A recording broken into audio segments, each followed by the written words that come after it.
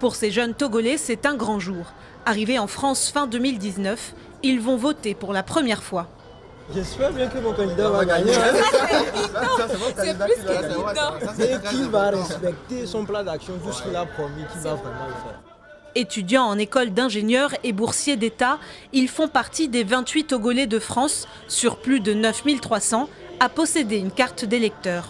Afin de prévenir tout débordement, un important dispositif de sécurité est en place aux abords de l'ambassade.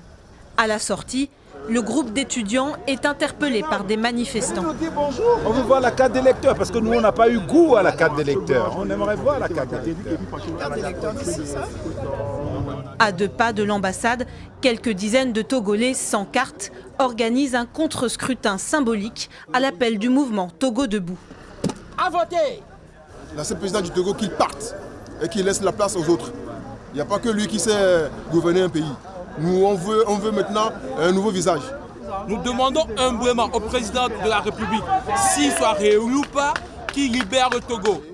Lucien Ounkanli, un représentant à l'étranger du parti d'opposition ANC, qui arrive du Royaume-Uni, vient d'être refoulé par l'ambassade. Vous pouvez imaginer le nombre de Togolais qui résident en France et qu'on puisse afficher devant cet immeuble-là qu'il n'y a que 28 personnes ou bien 26 personnes qui sont habilitées à voter.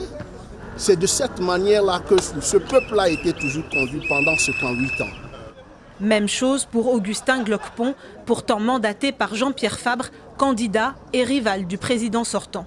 Ce mandat qui m'a été donné officiellement a été refusé ce matin. On m'a interdit de ne pas rentrer dans l'ambassade.